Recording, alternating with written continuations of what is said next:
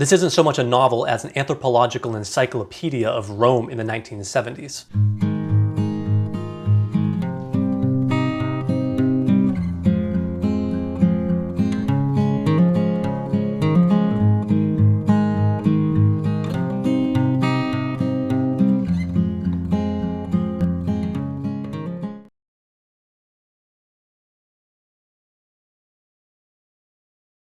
Hey everyone, and welcome to Travel Through Stories. My name is Sean, and today I want to talk about Edoardo Albinati's 1,263-page behemoth, The Catholic School, which came out in Italian in 2016, where it won the Strega Prize and was translated into English by Antony Shugaar in 2019. I picked up this book for two main reasons. One, because I needed a book to replace Terra Nostra, which I put down after reading 100 pages because Waste Mailing List, who you should all be familiar with, I'll leave his YouTube channel and his Instagram in the description below, reached out to me when he saw me reading it, and we decided to start a reading group, which is going on in August. So if you want to join and read Terra Nostra with us, the Discord link will be down below, or reach out to me or Seth. And the second, more applicable reason why I decided to pick up The Catholic School was that I had just finished Elena Ferrante's Neapolitan novels, which The Catholic School works in some ways, I think, as a companion or a sequel novel to the Neapolitan novels. Not literally, though someone should write a book or a dissertation which focuses on these two works. And I have no way of knowing if Albinati read Ferrante or anything like that. But The Catholic School takes as its primary subjects broadly gender and class in the second half of the 20th century in Italy. Whereas Ferrante was mostly interested, though not exclusively, on the feminine experience, Albinati focuses pretty exclusively on the masculine experience. Further, while Ferrante was more interested in the sort of lower classes of Naples, Albinati is highly focused on the upper middle class, the bourgeoisie of Rome. And unlike Ferrante, who looks at this entire period of post-war Italy from right after World War II until the new millennium, Albinati focuses in super closely to a specific night, in fact, to the night of the 29th of September, 1975. See, Edoardo Albinati was born in 1956 to a rather well-to-do family. His family worked hard in the post-war years and climbed the social ladder, and they rode the economic wave into the bourgeoisie. Growing up, he had a maid, he attended private Catholic schools. He grew up in an age where his socioeconomic class was finally attaining security, where everything seemed like it was fine. After years of living under fascism, under Mussolini, everything seemed to be on an upward trend. Italy was experiencing the economic miracle, where the standard of living was skyrocketing and things like consumerism were becoming the norm rather than the exception. This is all to say that to all appearances, the world in which Albinati grew up in was perfect. Everyone was comfortable in their nice little villas in Rome. Then one night, this perfect world all came crashing down. On the night of the 29th of September, 1975, three young men between the ages of 19 and 22, two of whom attended the exact same private Catholic school that Albinati attended, kidnapped two young women, ages 17 and 19, brought them to a villa near Mount Cerchero on the outskirts of Rome, which is a place that was known for being a vacation spot for wealthy Romans, where they held the women hostage in a bathroom and raped and tortured them for a week. One of the women was murdered and put into the trunk of the car, and the other young woman was put in there also and taken for dead. Fortunately, she wasn't dead, and when she heard that the car parked, she began banging on the roof, and someone heard her, and the cops came, and there they found the dead woman and the barely alive woman. Now, the question that this book seeks to answer is how? How does a crime as unfathomably evil as this happen in this comfortable bourgeois world? How do a couple of private school young men commit such a horrific crime? This is the question that all of Rome, if not all of Italy, was asking as this story became the national news story. As people were just baffled. I mean, this kind of stuff happens in poor countries, in poor neighborhoods, but 5 kilometers outside of downtown Rome? Well, the answer to this question is the subject of this book, as Albinati interrogates the bourgeoisie of Rome, the socio-political class that he grew up in, and the kinds of masculinity that is created by growing up in this class. And so while this book is so focused in on this specific time and place of 1975 Rome, I do think that it is still quite relevant to this day and even to non-Italian readers. I mean, I can really only speak for middle-class America, but shit like this seems to happen all the time. I mean, I can list more names than I care to waste my brain cells on remembering of these young men, these really privileged young men who commit horrific acts of violence, especially against women. And the media just being baffled every damn time and left asking the exact same questions. How could these privileged good little boys do this horrific crime? What went wrong? Well, Albinati explains what went wrong. So that's what this novel really is. It's a deep and analytical look at the social, economic, political, and cultural world of 1975 Rome. While the Cerchio rape/murder, or the CRM as it's known and as Albinati refers to it, and as I'll be referring to it, is the radioactive nucleus to this entire book, as Albinati says, it isn't the only focus. The Catholic school is a sprawling work of encyclopedic sociology and anthropology, as the book contains almost no plot. I mean, I've really just explained the kind of main part of the plot, as Albinati seems to expect that going into this book, you know what the CRM was. But what this book does contain are just so many digressions and essays that touch on pretty much every aspect of this world, from the bourgeoisie to male sexuality to rape, violence, crime, masculinity, family dynamics, the education system, Catholicism, far-right politics and fascism, and far-left politics and communism. This isn't so much a novel as an anthropological encyclopedia of Rome in the 1970s. This book is grounded in time and place. The narrator notes that the love generation of the 1960s gave way to the hate generation of the 1970s. But again, so much of the book, especially the parts concerning masculinity, which is most of the book, remains especially relevant to this day. I mean, this is the best book on masculinity that I've ever read. And so as you can tell, this novel moves quite far from the traditional form of the novel, and I think a lot of readers will be very frustrated by the countless digressions and essays. I mean, there's one section that is basically just an 80-page essay on the mentality of the bourgeoisie in Rome. But this book is really worth reading because while it seems to extend too far from the CRM at times, everything in this book led to these three men committing that crime. This isn't a normal true crime book that locates a criminal's mental state in like a single childhood trauma or something like that, but it locates the criminal's mental state in the socio-political and economic locus of the well-to-do Romans. That is, the criminal's mental state and the crimes that they commit are, in some ways, the natural byproduct of growing up in that culture. Anthony Cummings, writing for The Guardian, wrote that the Catholic school is like a true crime novel as written by Karl Ove Knausgård, which I think is an apt descriptor, though I think I would also add in that there is a lot of Bolaño in this book as well. I have no doubt that these two authors, Karl Ove Knausgård and Bolaño, though of course many others, inspired this work. Like in Roberto Bolaño's 2666, where the sprawling list of femicides in Santa Teresa in the part about the crimes is really the center work of that book. The CRM in the Catholic school is really at the center of this book. But like the femicides in 2666, the CRM in the Catholic school is really only the tip of the iceberg. And while Albinati finds this crime interesting and important in its own right, what he's really interested in is the rest of the iceberg, that massive, cold, hard block of ice just beneath the surface. At the center of this world for Albinati is, of course, this Catholic school, which is the same school that two of the perpetrators of the CRM also attended. And I should note really quick, as is quite quickly becoming the norm on this channel, this is a work of autofiction, where the author, Edoardo Albinati, did have this very close link to this crime, but the narrator of this book, Edoardo Albinati, the character that we follow through his time at this Catholic school, is in some ways not the author, Edoardo Albinati. This book is grounded in history, but there is always a thin veneer of fiction. Anyways, let's talk about this Catholic school that Albinati went to, as did two of the perpetrators of the CRM. San Leone Magno, or SLM as Albinati refers to it, is at the heart of the Quartieri Triste, or the QT.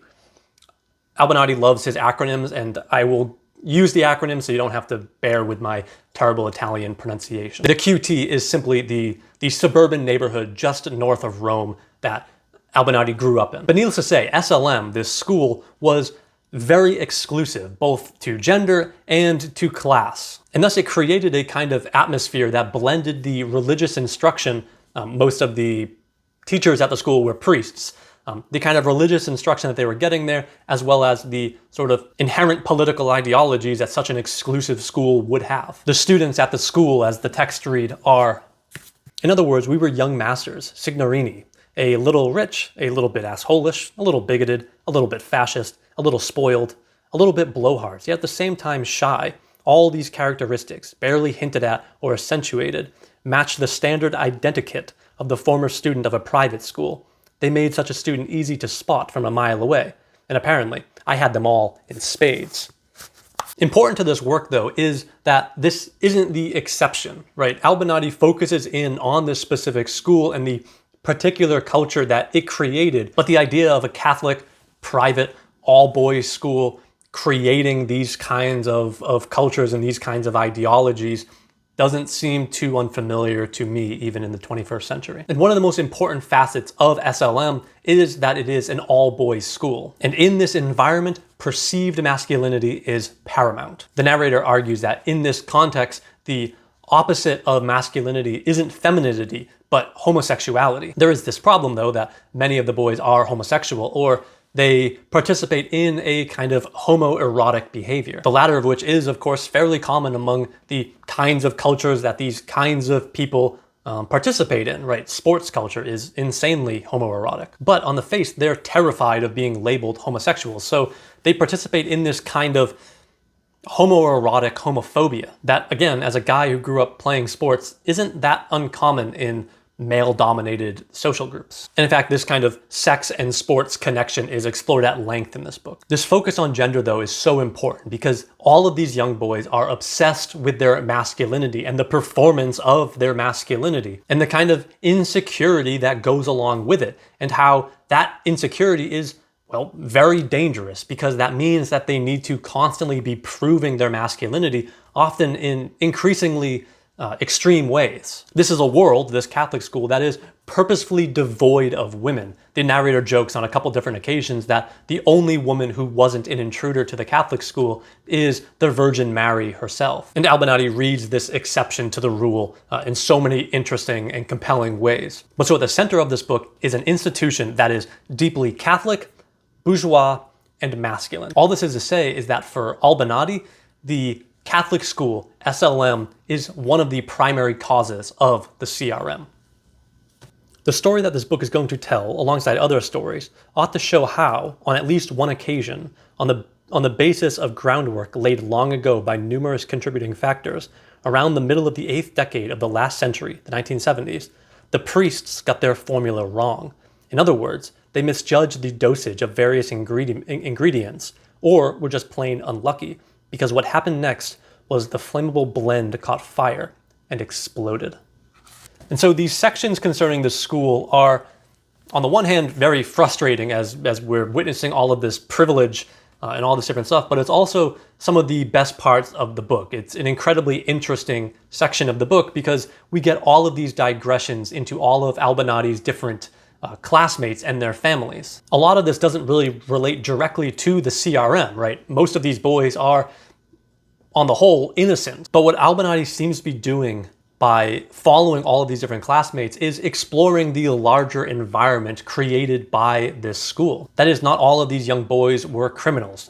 Not all of them, not most of them, will grow up to be rapists and murderers. But their privilege, their male privilege, and their bourgeois privilege are central to each and every single one of their characters. We see them hang out, play games, go on dates, and while all of these things are rather innocent, they often elucidate the formation and the development of these toxic masculinities. The text says at one point, "The problem with having the world within your grasp, without limits and without repercussions, is that you can develop a sense of omnipotence, whereby every act, even destructive ones, can be taken to its ultimate conclusion and then withdrawn, leaving the person who committed the act untouched." And just a little further down in this passage, it ends with, They, the students, grew up with the deep-seated certainty that they had the right to do anything. This is just an amazing passage, and I love how he plays with the idea of privilege, meaning that anything is possible. But he turns this on its head and explains how unrestrained male freedom can actually become quite dangerous. He writes at another point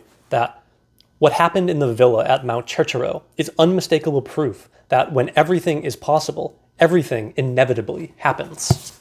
And in fact, he says on another occasion that this kind of violence is, quote, an anecdote to the dull flatness of bourgeois life. What happens when you put a bunch of privileged boys together and tell them that the world is theirs for the taking? Well, occasionally they seize and plunder that world. And what or who is going to stop them? There are no contrary ideas or contrary people allowed into their gated off community, into their bubble. This bubble where these ideas only grow and foment and become more and more extreme because there's nothing there to counter it or even temper it. But speaking of how Albinati expands outwards and tells all of these different stories, these digressive stories of all of his different classmates, I should note that these are brilliant. These are some of my favorite moments in the text. There's one particular scene that explains a hiking trip that one of his classmates went on with his whole family, and it's devastating and beautiful. And even while this book is called The Catholic School, Albinati does expand outwards to explore the rest of the QT, the rest of the neighborhood that he grew up in, and the socioeconomic class that dominated this neighborhood, and especially dominated the culture of this neighborhood, the bourgeoisie. And I should note that the reason I'm using this word so much is because that word appears in this text, I would say, well, hundreds and hundreds of times. And of course, he means it in the very Marxist sense of the word, though he does disagree with Marx quite explicitly on more than a few occasions. And so much of this book is investigating this larger culture in the QT, which is largely right-wing. For Albinati, the cultural ideology that the bourgeois in the QT hold most often is that of fascism. Our narrator talks a lot about how he was particularly left-wing, even though he doesn't really understand why he was left-wing, but how he was in the minority in both the Catholic school and in the larger QT neighborhood, both of which leaned very far right. And this book is just filled with all of these incredibly long sections which just dissect this bourgeois life and explain how fascism is basically just a product of this kind of lifestyle. And of course, he talks about the aspecificity of fascism and how most of the practitioners of fascism either don't know that they're fascists or that they claim that they're apolitical or outside of ideology or some other stuff like that, even though they hold deeply reactionary beliefs. This fascism was ubiquitous, and it was lingering in the culture, ready to explode. The CRM then might be to the QT what Nazism was to the quiet and artistic Germany, the land of bannered villages and picnics on meadows, the fabled Bremen town musicians and other fairy tales that turned suddenly dark. It might seem like it's polar opposite, but in reality, it's a precipitate of its essence. And the reason why this book spends so much time dissecting fascism is not, on the one hand, because it was one of the dominant ideologies of the bourgeois of the QT, but also the perpetrators of the CRM were outright fascists. And this is indicative of a much larger trend in 1970s Italy, where there was this guerrilla war being waged between the fascists and the communists. The years, especially between the 1960s and the 1980s, were called in Italian the anni di piombo, the years of lead, as political terrorism on both sides was, well, particularly fashionable. I mean, the leader of the Christian Democrats, Aldo Moro, was kidnapped and executed by this far left group called the Red Brigades. This was an international story, obviously, and the world over condemned these far left groups in Italy for committing political violence. And so a part of Albinati's project here is to expose this barely controlled civil war, as the translator's note at the end of this book calls this period, that was being waged by the Marxist-Leninists on the left and the neo-fascists on the right. The former's violence made international news, while the latter's violence was, well, just called the acts of a couple bad apples or something like that. Again, sound familiar? And of course, many of these fascist groups were backed by the CIA. They had the tacit approval of the church, etc. The macro history of politics and these political battles between these groups in Italy is vast, and Albinati touches on so much of it. And to be transparent, a lot of this did go over my head, as I'm not super familiar with the history of politics in the 1960s and 1970s in Italy. But this is all to say that in the background of the CRM is this much larger political and cultural war, and the CRM itself is merely one single battle of that larger war. One thing I found particularly interesting concerning the larger culture of the QT was how Albinati linked a lot of the cultural institutions to these belief systems as well. He looks at the rise of television and how that infiltrated contemporary consciousness. And pardon the vulgarity, and indeed on screens which are mirrors to real life, the mirror of the desires and fears that make up our lives, all we see people doing is fucking or murdering, murdering or fucking. In detective movies, crime flicks, horror, romance, police, psychological, erotic, war, and adventure films, characters kill or have sex as if these were the two fundamental activities of human existence, the only ones worthy of being depicted: lovers and murderers, bare-naked ladies and bullet-riddled corpses. Nothing could be more obvious than to connect the two themes and reduce them to a single act, an unbroken succession of fucking and killing, all in perfect continuity. I mean, I don't subscribe to the notion that video games cause violence or movies cause violence or anything like that, but I do think that there is something to this, at the very least subconsciously.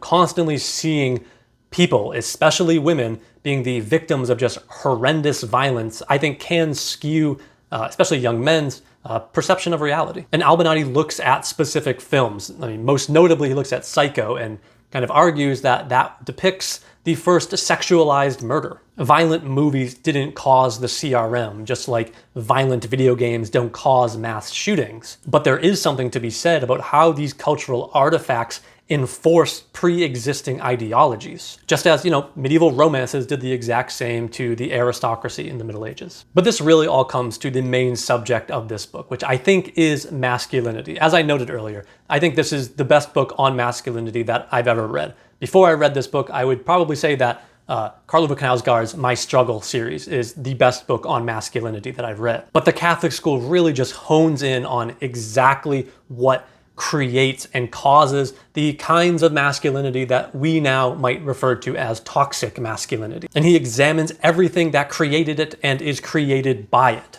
From politics to economics to Freudian psychoanalysis to ideas considering normative sexual practices, etc., etc., etc. And so a large part of this book is just all of these essays in which Albinati tries to put a finger seemingly on every single thing that causes and creates these forms of masculinity. The kinds of masculinity that allowed three men to believe that they could rape and torture two women and murder one of them. He moves back and forth between the kinds of nature versus nurture debate and holds them both responsible. I mean, quite early on, he says that being born a boy is an incurable disease, which is just a great line. In Italy in the 1970s, there was a ongoing conversation about how masculinity was in crisis. Already in those days, masculinity was considered to be in crisis, threatened, since it seemed necessary to rescue it, vindicate it in the face of the danger constituted by women, homosexuals, and hippies. It was urgent to react. We couldn't stand by twiddling our thumbs. We couldn't bear witness to the collapse indifferently. React, react, react against the degeneration of civilization that had made men look more and more like women. Suffice it to think of the fashion of long hair, equally detested by the fascists, by Pier Paolo Pasolini, and by old factory workers. This seems eerily familiar to conversations that those on the right are having right now. But the last part of that quote, it was urgent to react, is, I think, especially relevant right now. Again, as these conversations about how masculinity is in crisis and how we need to reinforce our own masculinity is having a direct link to the uptick in hate crimes against those in the LGBTQ+ community. And that's not a coincidence. According to Albinati's theory, that the perceived difference, the perceived opposite of masculinity is homosexuality by those worried about the latter, then it seems like the natural reaction, at least to a goofy reactionary. But either way, there is this constant need to reaffirm and prove your own masculinity. This is, again, something that really hasn't changed too much, but Albinati puts it perfectly. So what does it mean to be male? How, and by virtue of what, are men recognized as males? Since most men, by and large, fail to match the commonly accepted image of a male and don't possess at all the presumed identity of the real man, a male amounts to being other than the way one actually is. It means being the way one ought to be. A male isn't someone who is male, but someone who has to be male. And it is in this absolute requirement that we find its essence. A male, then, is a non-being, or rather, a being for, a potential being, a volition, an edge concept, a guiding principle. The main problem with this kind of masculinity that Albinati is so interested in is that it is fundamentally misogynistic. He's not saying that all masculinity is always fundamentally misogynistic, obviously, but the kind of reactionary, conservative, traditional masculinity that he's so interested in this book is. He talks a lot about gender and war and violence and how historically that violence was often directed towards women, especially those women of the conquered group. And while these kinds of war crimes seem like they're a thing of the past, they aren't. And in fact, Albinati writes that they are actually fundamental in creating the kind of dominance masculinity that he's so interested in. Virility, then, is measured by the ability both to protect women and to assault them. And obviously, this is incredibly important to the crime of the CRM. And so while this book is so focused seemingly exclusively on masculinity, it's really interested in gender relations. And obviously, gender relations is at the heart of the CRM, and it's at the heart of so many of these kinds of crimes. And importantly, while this book focuses on the CRM, the narrator constantly explains to us that the CRM is simply one marginal episode in a much longer war, in a much longer history. The wars fought between cities, nations, social classes, guilds, and economic competitors may experience, if not actually periods of peace, at least truces or phases of dormancy. The war, on the other hand, that has never known a single moment of quiet is the war between the sexes. It has been fought on a daily basis at every level for hundreds of thousands of years, from the cave to the tent to the palaces of the royal courts, on almost every occasion in life. When you're born, when you eat, when you get married, whether you're on your feet or flat on your back, at the market, at school, in bed, in the kitchen, when you're writing and painting, but also when you're praying and sacrificing. And it just goes on and on. The war between the sexes, though, for Albinati is the most ubiquitous, the most long-lasting, and the bloodiest war in all of human history. For him, all other wars are subservient to the war between the sexes. And this brings me to the most unsavory topic that I don't really want to talk about, though I do need to talk about it a little bit because so much of what this book is about, masculinity, class privileges, fascism, etc., a lot of it leads to this, and that is rape.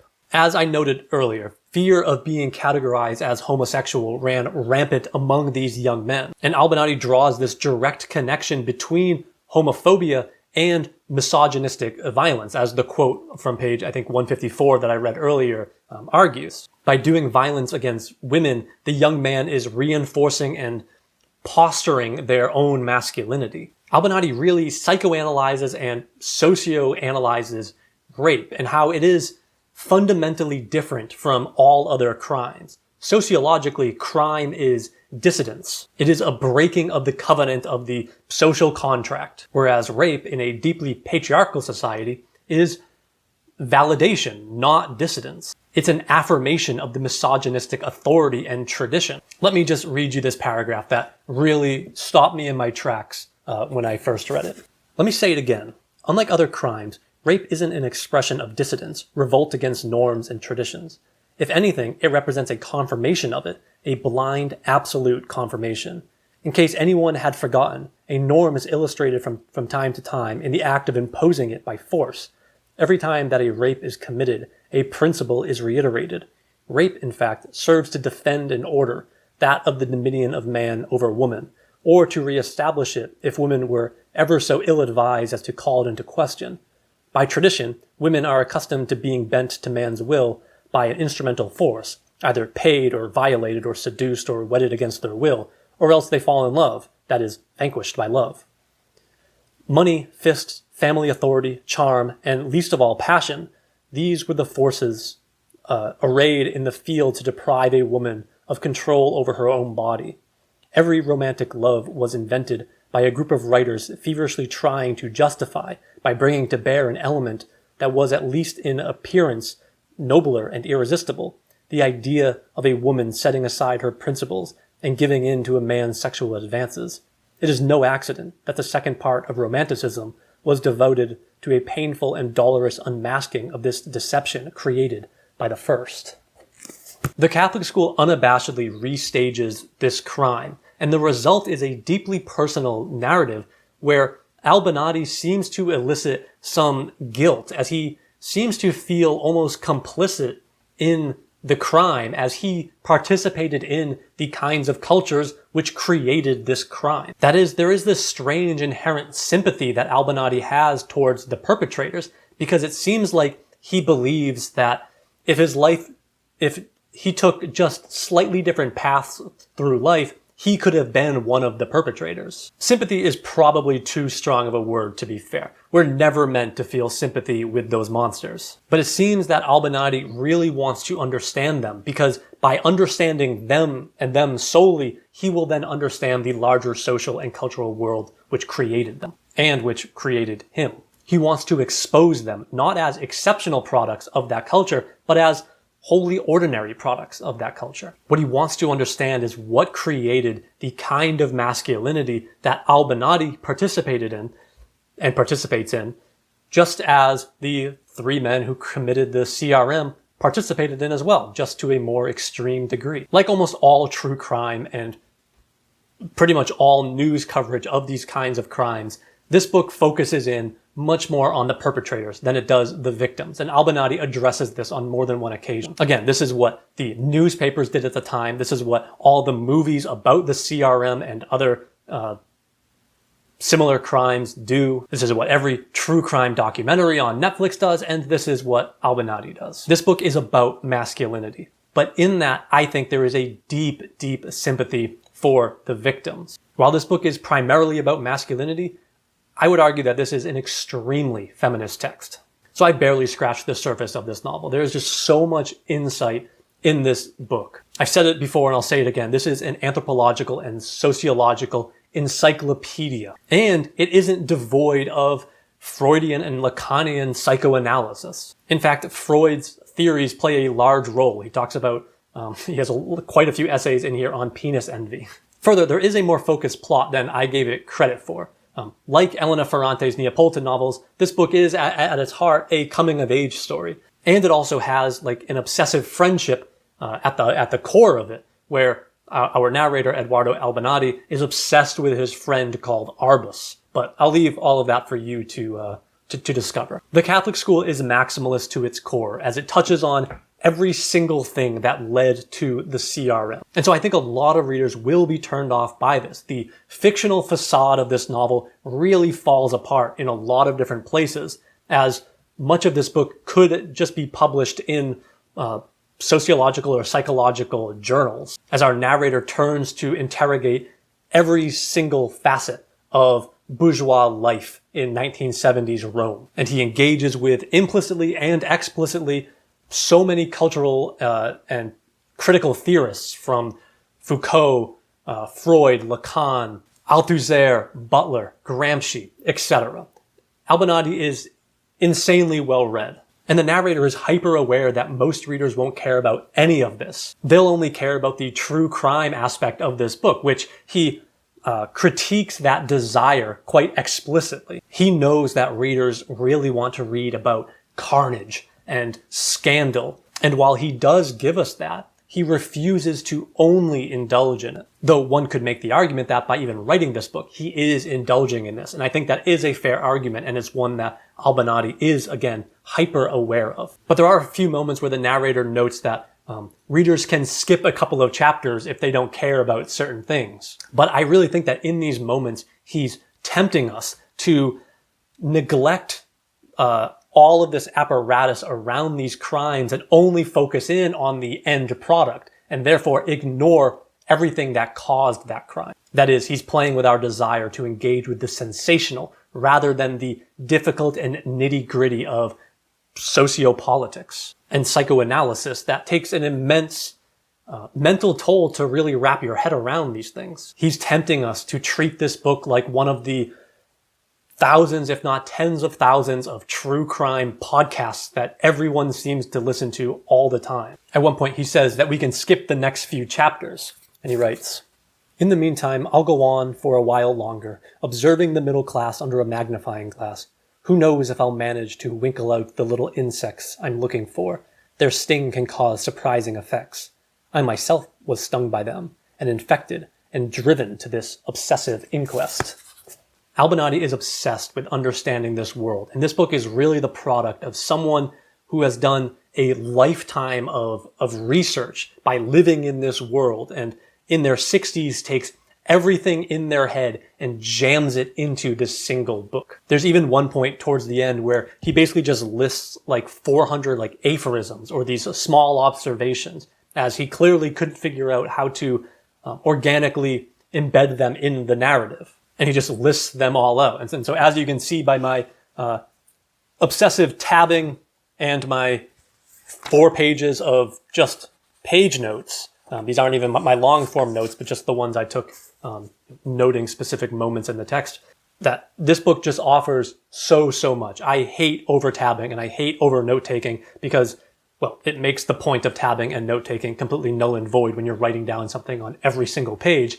But very few times in more than a couple pages go by that a sentence didn't just floor me or an idea didn't just take over and I had to jot it down because I wanted to remember it so badly. It's a bit overwhelming, but I just found the experience of reading this book immensely rewarding. And I should say that I don't think this is a perfect novel by any means. Hell, I'm not even sure that it's a novel, as this book really touches on everything, to its detriment at times. But again, I just found the experience so rewarding, and I'm very much looking forward to revisiting the Catholic school in the future. This book deserves international acclaim. I know I can be a bit hyperbolic at times, but I think this is really what big books should do. They should try to contain the world. And the Catholic school comes about as close to achieving that feat as any of the other big books that I've read. Let me know if you've read The Catholic School. It's a really noticeable book on the shelf, and I see it on a lot of bookshelf pictures on Instagram and Twitter and kind of all over the place. But I haven't really spoken to that many people who have actually dove in and read it. So please let me know if you have read it or if you're planning on reading it and what your thoughts are. But for now, thanks for watching.